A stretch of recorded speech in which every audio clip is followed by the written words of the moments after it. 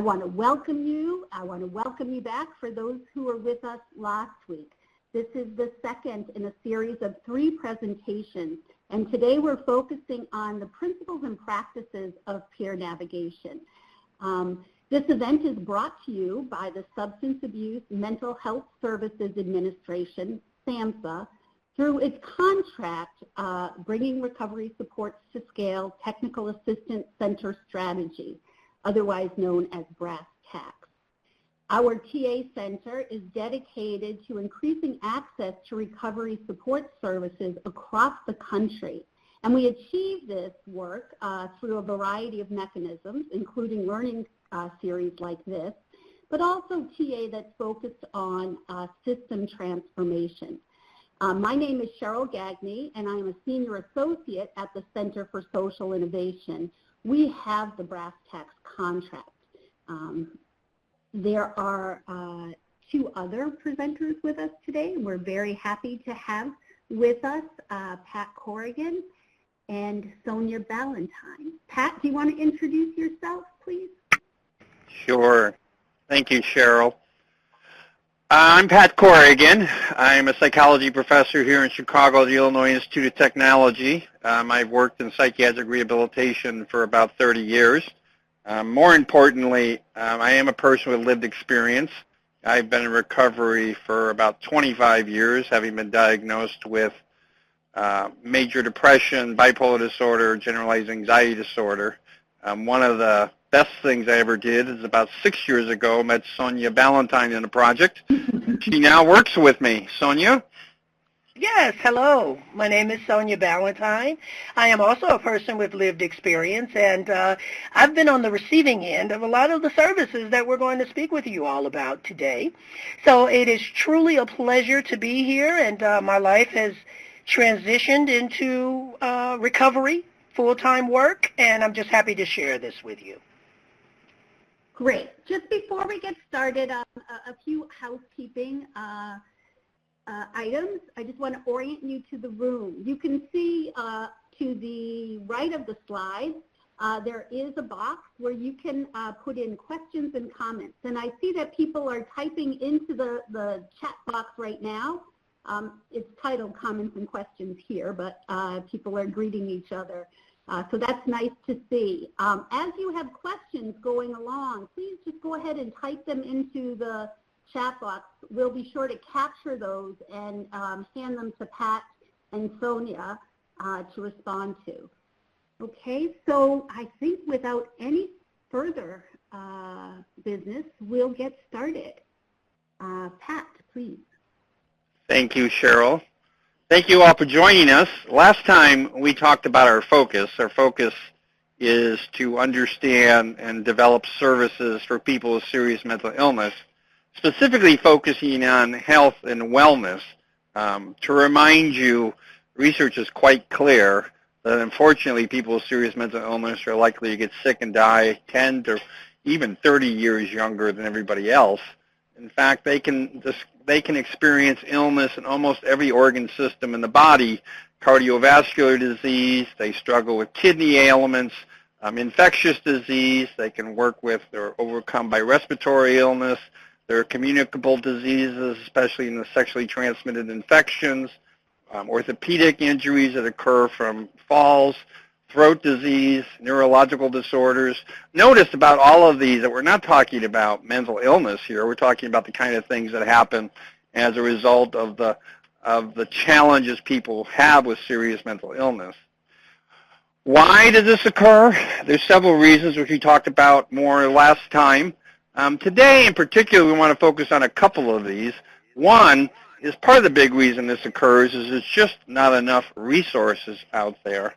That many people with lived conditions live in areas, both urban and rural, that have insufficient primary care clinics or don't have the kind of specialty care clinics that people need to be referred to for especially tough mental, physical illnesses, or these programs are just in inaccessible areas.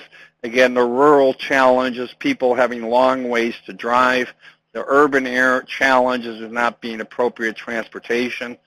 That they lack the basic needs, especially in terms of insurance coverage, or they lack the parity in care, that while insurance might cover the basic health and wellness needs of some people, they're omitted in other folks.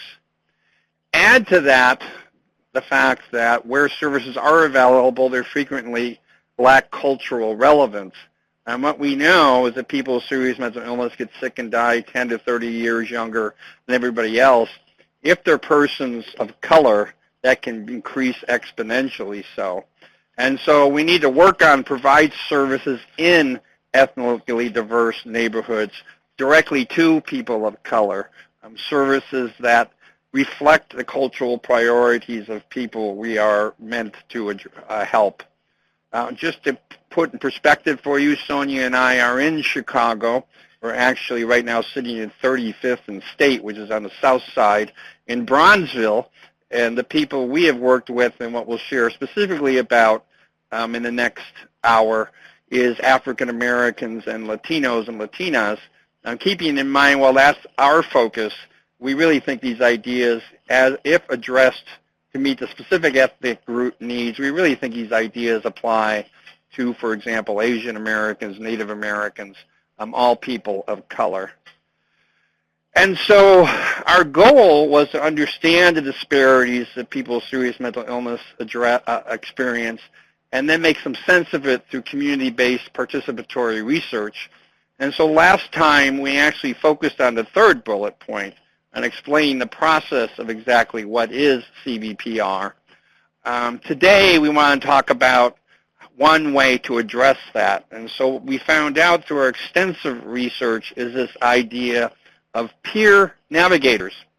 Peer navigators come out of the broader sense of community health workers, which I'm sure many of you are aware of, that one of the ways to address the range of health goals that all people have, health goals related to primary care or specialty care or dental care or foot or eye care, is in the community, not necessarily having people go out of their way to hospital settings. To focus on it as a human service, that people are not just a disease, but that people need support, transportation, education, and the like.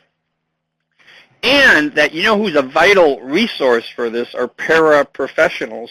And so you do not need to go to college for years and years to provide a fundamentally essential service for people. And that this is even more effective when it comes from the people's culture. And so community health workers are effective when they're diverse, yes, in terms of ethnicity, but also in terms of gender, age, sexual orientation, and other important characteristics. So we took this great idea and changed it a bit. Patient navigators actually came out of the breast cancer research. And so in the breast cancer world, we know that women and men who are diagnosed with breast cancer have tremendous challenges traversing all the different hospital services. So think of a woman with breast cancer needs to see her oncologist or primary care doctor, perhaps go for chemo, get radiation, perhaps see a nutritionist, go for their medication, perhaps see a counselor. And so what they need from a patient navigator is emotional and practical support. This evolved from having social workers or nurses do it to, again, paraprofessionals, that people with lived experience are important. And they quickly learn that if, for example, you're going to work on breast cancer, that the patient navigator who's a woman, who may be from the same ethnic group, who even more might be a cancer survivor, has a special talent and a special interest of doing it. And so we, quite consistent with the peer movement that's so dominant in mental health, move this to the idea of a peer navigator. Again, as many of you know, especially people that are active in brass tacks, peers in the form of mutual support groups and as providers have become an essential resource for recovery. What we're going to talk about today is peer navigators, who they are. For us, peer navigators are people in recovery from serious mental illness.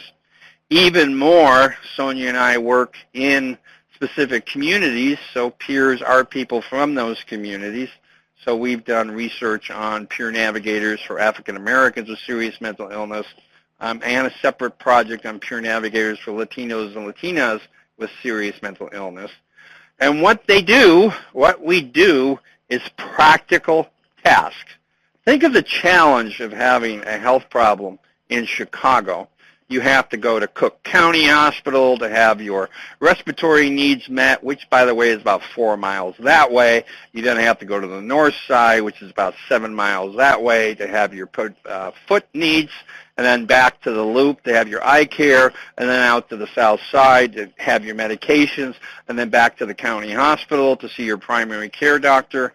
And what's really helpful here is a down-to-earth navigator who walks the person through the system. Again, clearly the person with healthcare is driving these efforts, but the navigator is meant to help them through the specifics. We developed this program, as we talked about last week, through our CBPR program called Inspiring Change. Again, to remind you, CBPR is community-based participatory research. Anything we develop has to be developed by people from that community.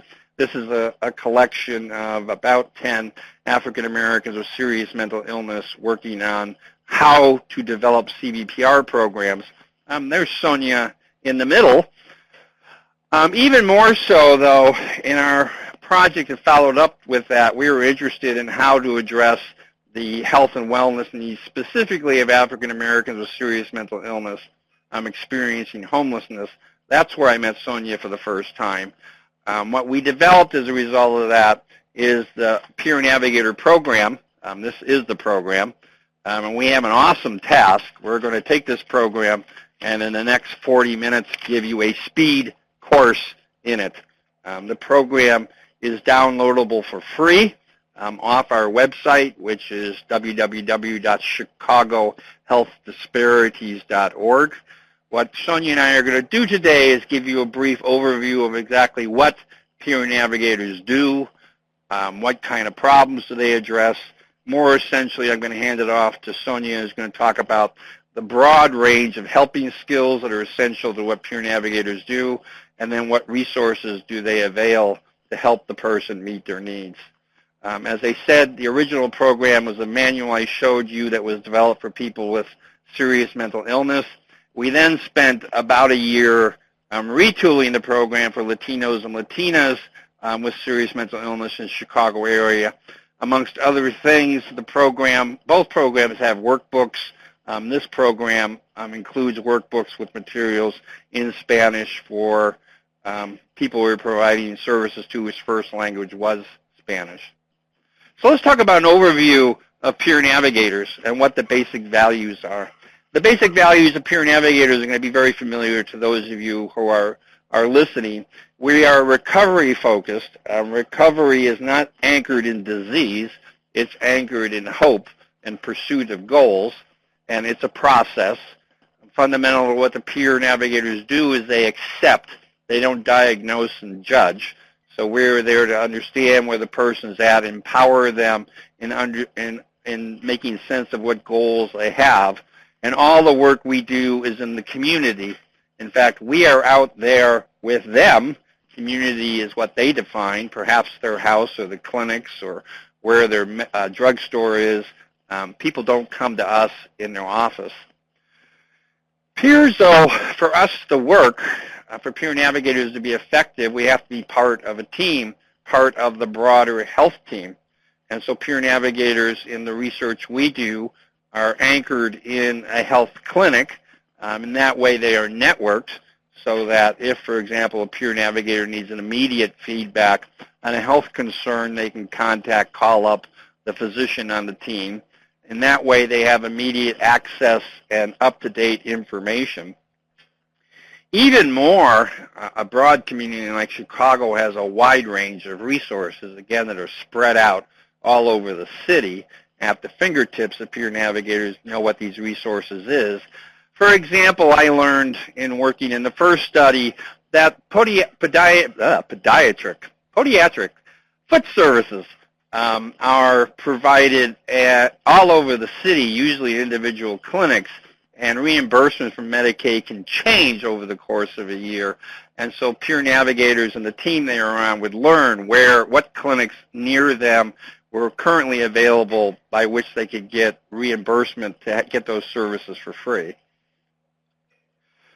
The fundamental approach to peer navigators is that we're proactive.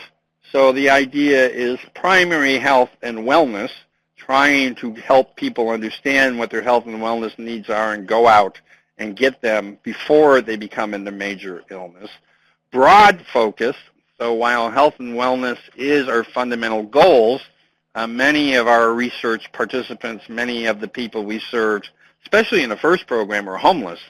And so obviously you can't address health and wellness needs if you're not addressing needs of residents. And so we will help see people achieve those issues too, making sure they can get to food banks, get the kind of nutrition they deserve.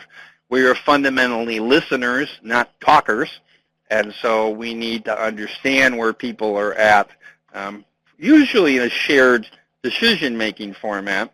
So a person is best able to know how to pursue her or his healthcare needs when they know what the healthcare challenges are, and more importantly, what the range of interventions are they might choose from, and tend to be problem-solving focused as a result.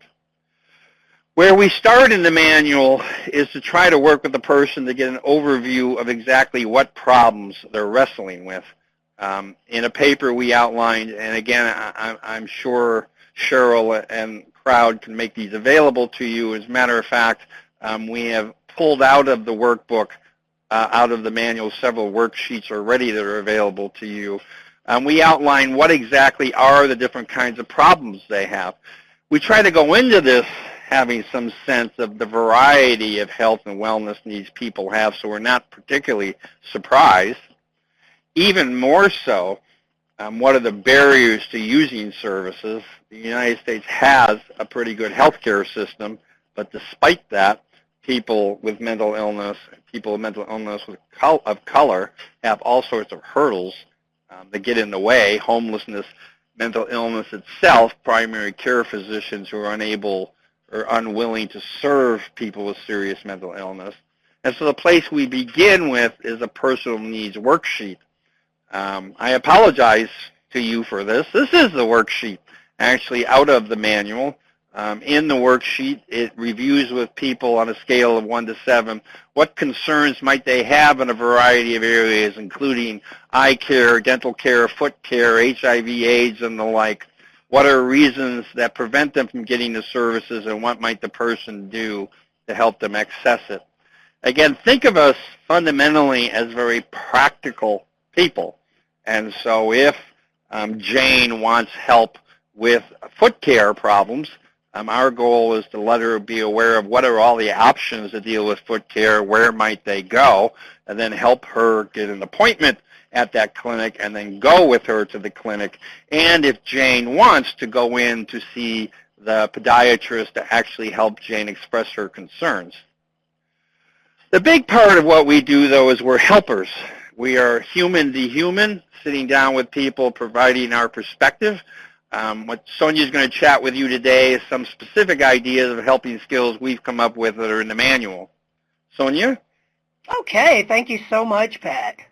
So let's talk a little bit about the day-to-day activities of an effective navigator. And what makes that person appear is that they have been there and now they have transitioned into a place that they would like to be. So they have achieved many of their goals and they're living a healthy, productive life. So let's talk a little bit about that. So when we talk about working with the person, we're talking specifically about learning these skills that are needed in order to hear what the person has to say. And we do this through a variety of ways. So we learn these reflective listening skills. We learn how to engage people and really connect with that person through setting goals. We use motivational interviewing. So these are things that that we bring to the table, but also are acquired and learned throughout the process. Okay, let's see. try the next page. We use strengths modeling. We do a lot of advocacy work, and we learn time management skills because there are things that we have to do throughout the course of the day, and we want to be as effective as possible. So first, let's talk a little bit about responding to the individual's needs. So these are things that we use to engage with the individual. These are interpersonal problem solving. We do understand that people come in this journey at different phases, and so we may deal with some aggression management. A lot of this has to do with learning management skills.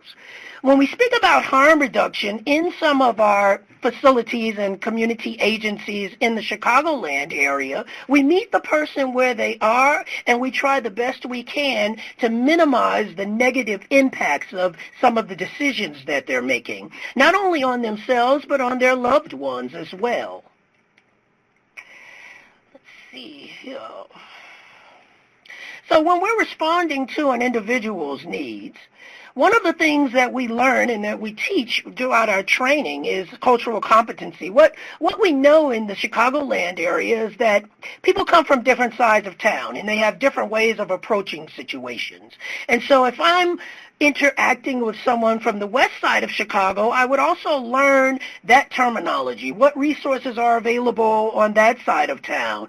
How do they best acquire and access the resources that they use? Sometimes we just have to go face to face. Sometimes we'll just walk a neighborhood with the participant. Other times we can do a lot of our resource finding through the internet, maybe on the telephone. So these are things that we have at our disposal.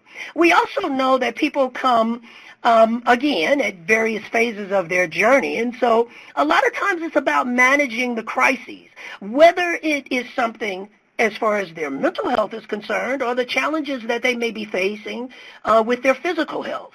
I know that when I initially started my journey, I had a lot of inflammation, and I talked about this last week. And I needed help being able to navigate the diagnosis. What was going on with me? Why were my joints swollen? Why was I having problems with my mobility? And so a large part of me receiving these services has transitioned into me being able to present them to others. The other thing that we want to know and to be well informed of is trauma. Coming from the neighborhoods that we know, people experience trauma in many different ways. We understand in the African American community that trauma is also experienced through incarceration, through homelessness, through substance use disorder. These are traumatic experiences and episodes in an individual's life, and so we as peers are able to do what we can to get their needs met, but also to be mindful not to re-traumatize people. Okay? Now, a big part of being a peer navigator is about managing that role. So these are tools that a peer will learn in order to be a productive navigator. Okay? One of the biggest things is when we're talking about relationship building, limits need to be set so that the relationship protects ourselves, because we're dealing with a lot of emotional and mental trauma, and we don't want to take that on from the individual. So more than anything, we have to know our limits.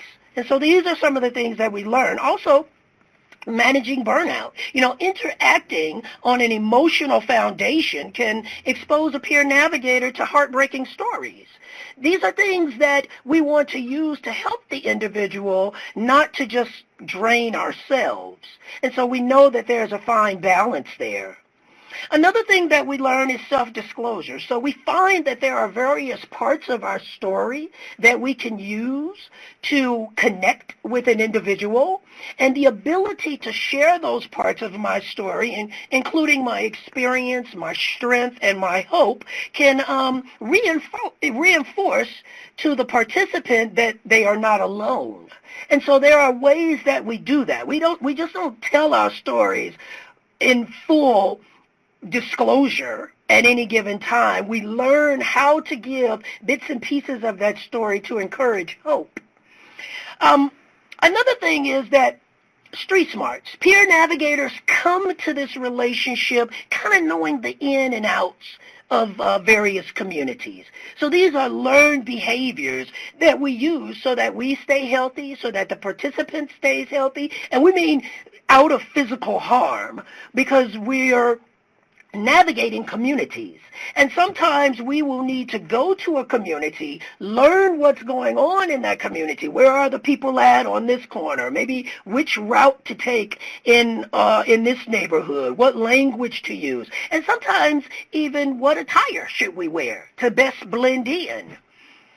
Another thing that the peer navigator will need to learn is office etiquette. So prior to me working here with Pat, I hadn't been in the work environment for several years, more than 7, close to 10 years. And so we learn how to be thoughtful and considerate of our office settings so that we're able to assimilate into the work world in a productive manner. Okay? So the next is we're going to talk about our listening skills. And one of the biggest things that we need to talk about will be some of the roadblocks. So let's get that out of the way. Let's talk a little bit about some of the things that get in the way of the peer navigator really being effective. So these are those subtle and many times unintentional barriers to effective listening. We have to state that we are all human. And we have either used some of these skills or we have been on the receiving end of some of these, But being aware and having the tools to respond appropriately, that's half the battle. So one of the biggest things is judging. And as you can see, judging can come in many different forms. So it can come in criticizing, maybe even diagnosing. So I'm telling you what your problem is, when in actuality, that's not my job. I'm not here to diagnose. I'm here to assist and be of help. The other thing can be problem solving. So as a peer navigator, I may think that it's necessary for me to solve all of your problems in this week. So we need to meet, we need to do this, this, and this right away, and all will be well. But that's not what we're trying to do here. So we don't have all of the answers. We are just here to facilitate a comfortable transition. The other thing is avoiding. Avoiding can be diverting a conversation, changing the topic, logical argument, or just reassuring, oh, okay, it'll be okay, and now you're on to the next subject. So these are roadblocks that can present themselves in all of these different ways, and one that I can honestly tell on myself about is how sometimes I'll divert a conversation with a close family or friend. I'm like, oh, well, that's nice, and now I'm off to the next thing because I feel uncomfortable talking or hearing this conversation. So, I can be honest. Yeah, some of these things I have happened upon, of course. Like I said, we're all human. So those are the roadblocks. So how do we learn the actual effective listening skills that we need? So, of course, we know that hearing and listening are two different things. And so these will be skills that the peer navigator can learn to help understand both the obvious message that the participant is saying, as well as those unspoken perspectives behind what the person is saying. For example, I could say to someone, the people that I hang out with, I know these are very unhealthy people. It's an unhealthy environment. But look, I have no one else and I have nowhere else to go. So if I hear that person saying that to me, one of my first thoughts may be, well, maybe this person is homeless or in an unstable housing environment, okay? But I also hear in this statement a little bit of desperation and a feeling of hopelessness. So one of the things that I would definitely want to do is to provide some hope. I was chronically homeless also, and so maybe that can be a connection, but it wasn't quite said. But but that's what I can hear if I'm really listening. So my desire is to use these skills to help the speaker feel confident about sharing with me and about the fact that they are being heard. I am definitely listening to you, and I have received what you're saying to me. So some of the categories of the skills that we talk about in the peer navigation training are attending, following, and reflecting. Okay? So one of the things that we talk about with the attending is your posture. It's your body language. It's your eye contact. So I don't want to glare at you. I don't want to stare through you. But there are times when I can just meet you eye to eye in a nice little glimpse of eye contact and then divert. So you learn these skills throughout your interactions with others. So and it's extremely important. You know, we're talking about interpersonal skills. We're talking about making a connection with another human being. And so that is letting the person know that I am here and I'm present in this moment. And that's a very special thing. The other thing is to always be in a non-distracting environment, depending upon the person and what you will be talking about. If you're talking about something very personal and confidential, I may use a library conference room. Or if it's just a casual interaction, we may go to a coffee shop and just get us a little side table off in the corner. But there are no distractions. One of the things that I normally would do is put my phone on vibrate or silenced so that I know it's ringing, but the other person doesn't, so that I'm not distracted. The other thing that we talk about with these skills is the following skills. So something, for example, like we have door openers, which would be, so what brings you in today? How can I be of help? Welcome. So we're opening the door to having a conversation. Minimal encourages something like, keep going, I'm listening. So these are just natural ways that we can interact with people and show them that we're listening. The other thing, of course, we know are the reflective skills, where you paraphrase. I say back to you what you've said. The reflective feelings. And these are, like I said, these are things that you learn over the course of time.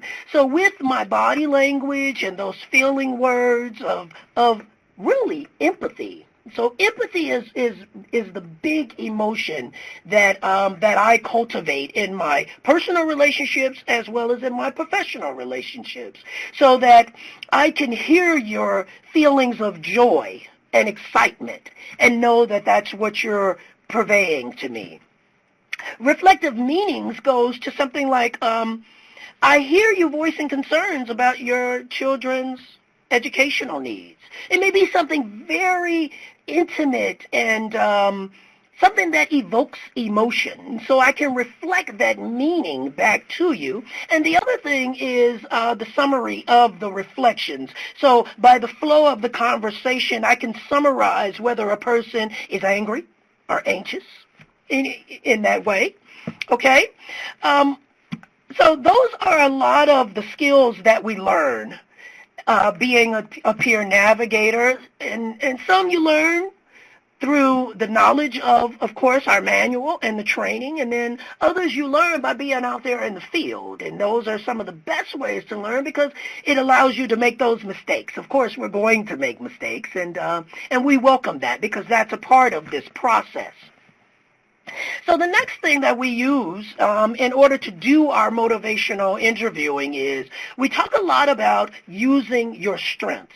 We know that everyone brings something to the table, and that is what we want to highlight. That is what brings the enthusiasm, the joy, the excitement to this new relationship and to this transitioning of moving from one place in my life to a place that I desire.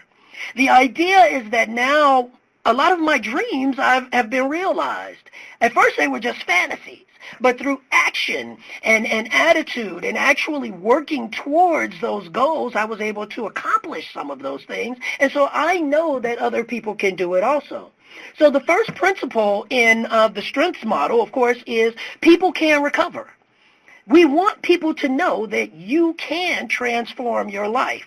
So we're coming to them with a very positive attitude. As a peer navigator, I know that having been on the receiving end of that, I need to see a smile every now and then. A lot is going on in my life. There's a lot of stress going on. And so when I come to meet with this individual, I like for it to be a very pleasant experience.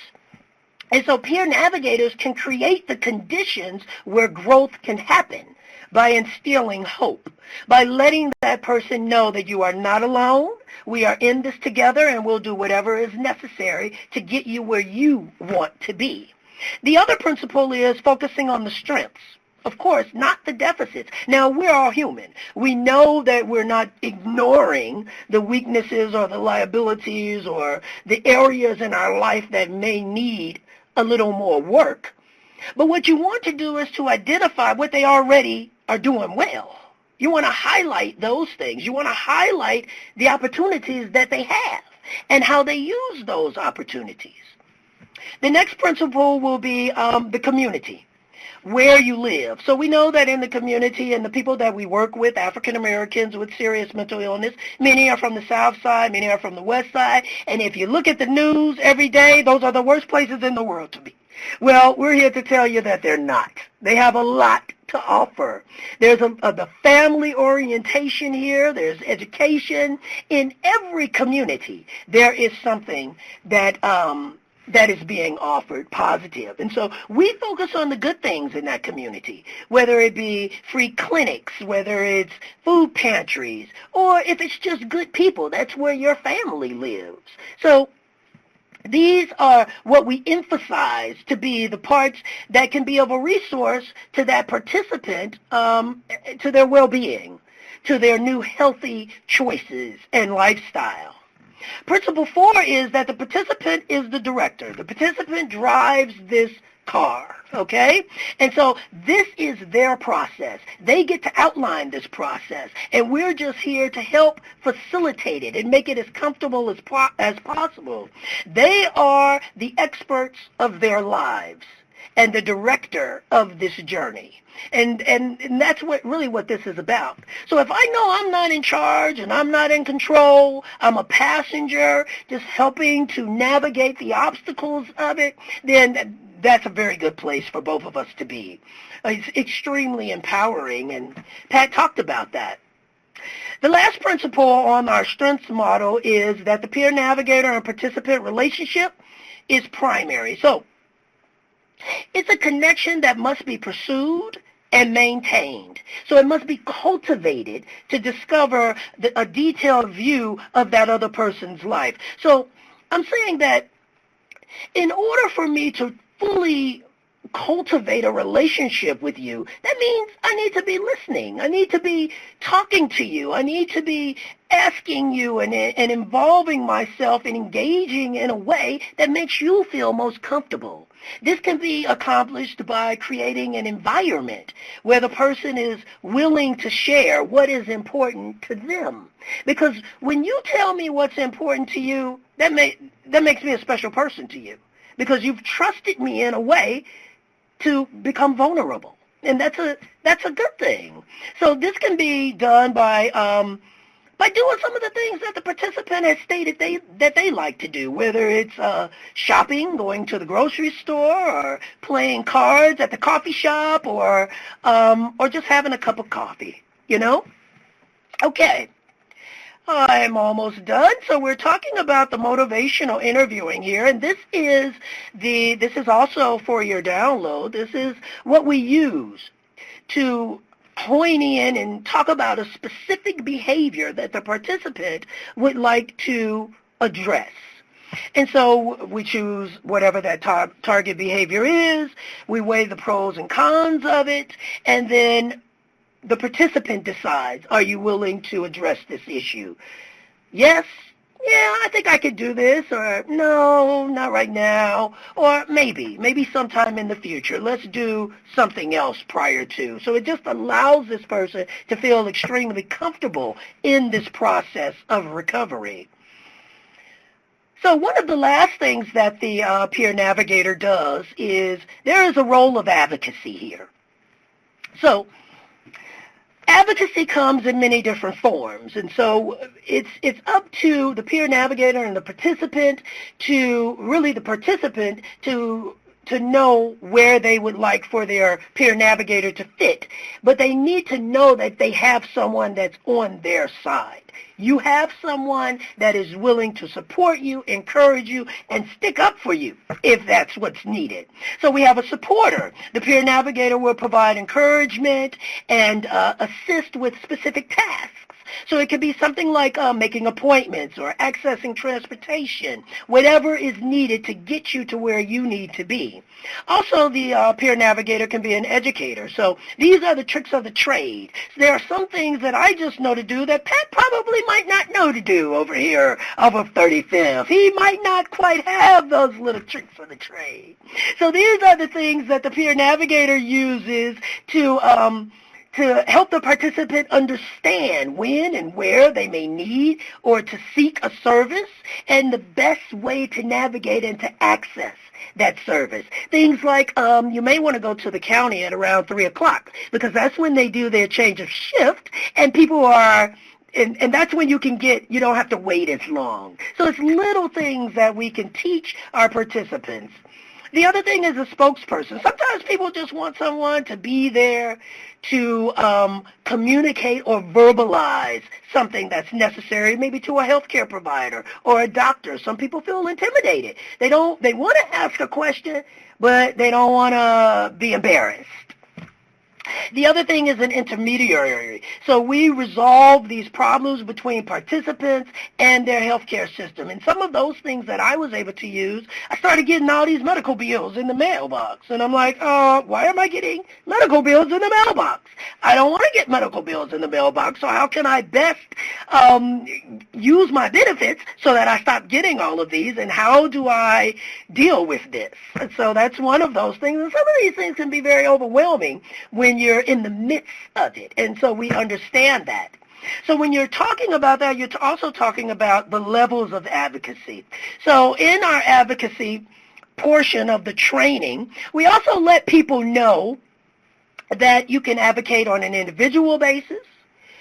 You can advocate as far as the agency is concerned, and you can advocate in the community. So the community is a bigger scale, of course. It's policies, procedures, aldermen maybe in the city of Chicago, knowing the ins and outs of getting those needs met. Maybe I will need to know that at my agency, with this particular participant, I may need to access multiple agencies to get their needs met. And on an individual scale, it's really just about making sure that this person's voice is being heard. So I got a lot in there, and I'm going to pass it back over to Pat, and I just look forward to your questions.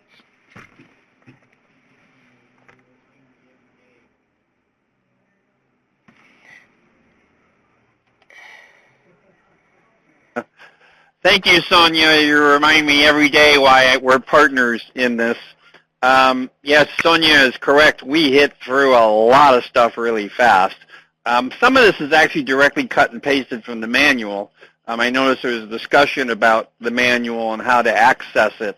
All these materials are available for free, thanks to Guadalupe for providing the sites from a broader perspective. If you go to www.chicagohealthdisparities.org, you can get all of this downloaded for free. One last thing I'd like to chat about is the idea of relapse management, which when I learned about is quite an amazing insight.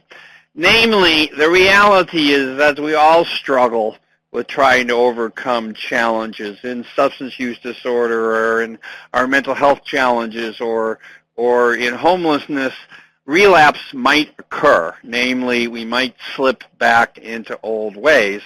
Relapse management tries to help us be insightful of the signs and the triggers that might cause us to do these slips. Triggers, for example, if we're looking at substance use disorder, who am I with that leads me back to abusing substances, or when does it occur, or where, or what's going on? As I say, relapses can occur in alcohol use, substance use, unsafe sex, homelessness, can occur in mental illness, that we're working well to deal with our challenges, to be successful at work, and despite that we relapse. We don't want to quit work. We want to know how to manage the relapse and stay on the job. Similarly with physical illness.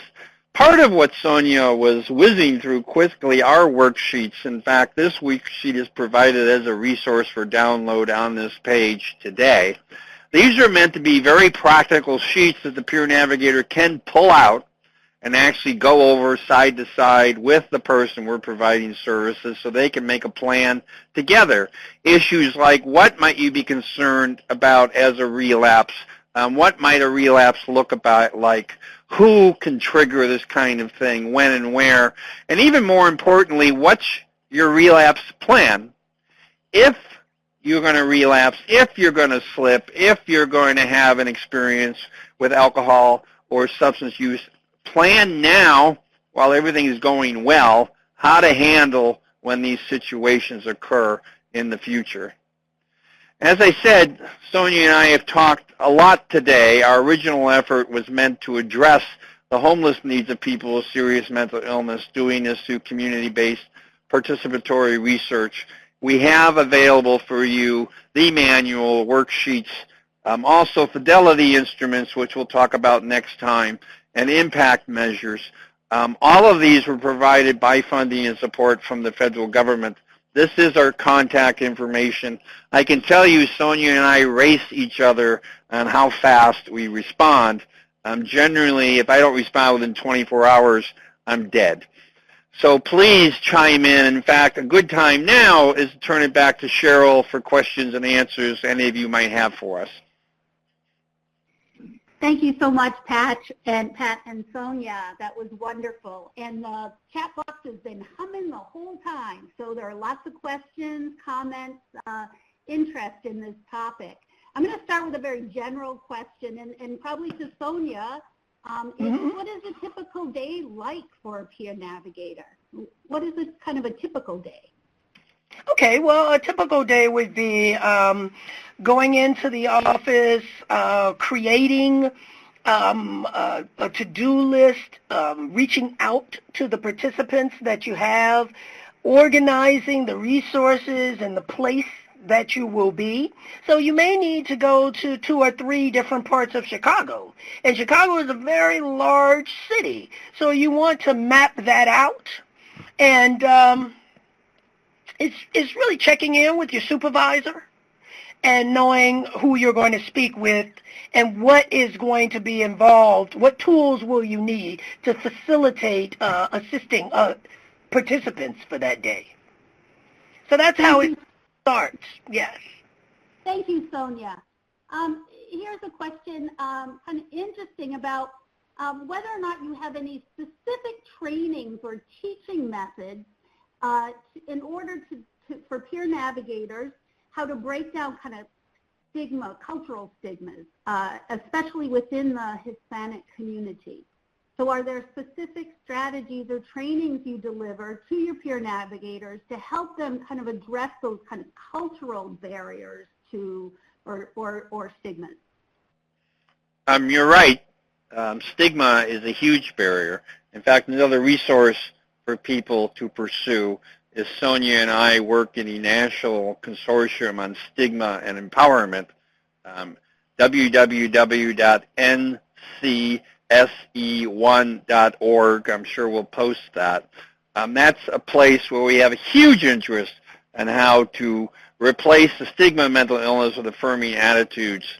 But you know what's basic to this being peer services is having a person with mental health challenges from the community is living, breathing evidence of recovery and empowerment. And I think everybody agrees today that Sonia showed us that in a big way.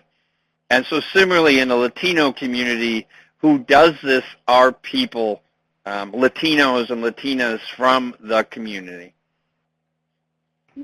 Thank you so much. Here's a question you've probably had before, and that is, how do the peer navigators balance helping with enabling? Sonia?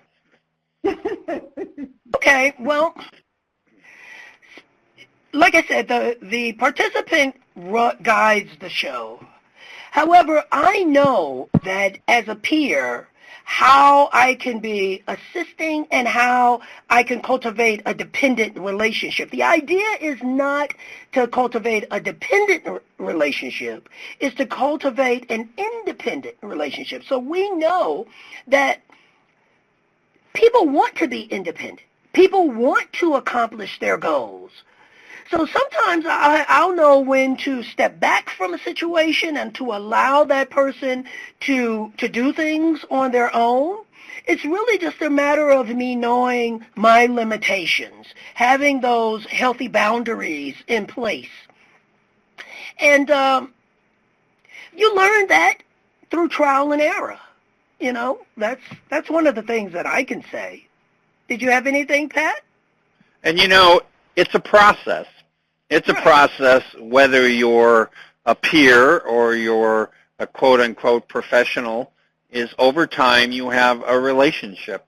Our job is to help, not to enable, and the only way I can get a good sense of what I'm doing is as I get to know the person and there's a give and take. Beautiful. Thank you. Here's a very specific question, and this is, could you clarify what praising evaluatively means and how this is a roadblock? And I believe it was listed as a roadblock to listening. So, I'll give that to Pat. Yeah, you know, it's interesting because you'd never think praise is a bad thing. But you know what praising evaluatively is in a relationship is you say, nice job, Johnny. You're getting up every morning. You're going to work. You're great. Well, then what happens to Johnny the day he doesn't get up in the morning and go to work? You have to be a bit mindful that if you're praising him and saying he's good because of doing something, it can give him a loaded message. You know, something to keep in mind with the roadblocks Sonia said is they're not always all of them good or bad. It's just meant to be sensitive to the way we interact with people to understand the best way to work with them. Right. Right. Thank you both. Here's another question. How do you navigate cultural competence with work etiquette when they collide? Sonia?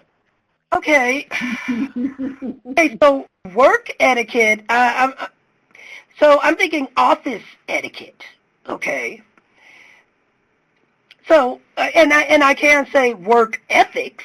You know, of course, the best thing is to have a good, healthy work ethic. I want to be reliable. I want to be dependable. I want to be on time. So that's that part of it. The other part is where I work and who I work with is a primary purpose in my work day. So I want to show thoughtfulness and consideration with the people in that environment, in that office setting. When we talk about cultural competence, I'm speaking specifically of a one-on-one interaction with a person that is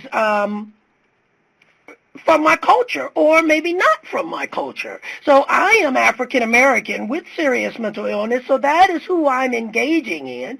The only time that varies maybe is when there are differences between our work experience or our personal experience or our educational experience. But I think that the idea is to be empathetic, to think of that other person, to be a little more selfless than selfish. And in that environment, the two won't often collide. They'll actually work together. So I'll even take opportunities to tell some of my other coworkers of how we may look at something in the African American community that may be completely different. I do it all the time with Pat. I'm always like, nah, that wouldn't go in our world, you know? And so it's a matter of having that type of relationship where it's not confrontational, it is educational. So something like that. Thank you, Sonia. So here's a big question, and I think we'd all be very interested in how you've navigated. The question is, do you have any suggestions on how to navigate integrating a peer model, whether it's peer navigation or another, into a more traditional or non-peer agency and hold to the fidelity and integrity of the peer model? How is that done? So I think that comment came from Cameron, which is a good question. Let me back up a bit to Merritt's question, which is what's the difference between peer navigators and peer recovery coaches? Peer navigators are peer recovery coaches. It's just focusing on a specific function, which is the very practical real-world issue of navigating, of helping people out and walking them around the system. How do you help peer navigators in a healthcare system be embraced by the team? My hunch is brass tacks has struggled with that more broadly and well than we have. We start with the assumption that we work with an agency that has agreed from the beginning that peers are essential. That said, we're not naive in the least that just because we put peers on a team, the quote-unquote professionals are going to embrace them. I think there are many levels, and I perhaps Cheryl can refer you to some previous brass tacks insights in this. The other thing I can tell you that's the reality is the more there are peers like us out there working in the system, the more the dynamic is changing. And so I'm old enough and gray enough to remember that peers were, a total abstraction. And now more and more we're privileged every day, and I think that's changing the dynamic. Thank you, Pat. That's a very hopeful response. It looks like we're running out of time. I want to thank you both very much for this presentation. I also want to point the participants to a couple of things. First of all, in the dialogue box up top, underneath where it says, Welcome to the Brass Tacks Learning Series, there is a TA request form. You can fill that out and send that into Brass Tacks, and a team of people will address your questions. So sometimes TA issues are tiny, like where are there peer navigators in Phoenix, Arizona, for example. Sometimes they're much more broad around how can I integrate my peer workforce into teams that already exist of non-peer workers. So and anything in between those size of questions. I want to point out, too, that the resources for download are here. There are, how many, about 6 or 7 articles there for you. A couple of the worksheets are there as well. So please feel free to download anything you'd like. I hope that you will join us next week at this very same time for the third and final part of this learning series. Hopefully, I know we didn't get to every one of your questions. I hope you'll come back next week and ask again those questions.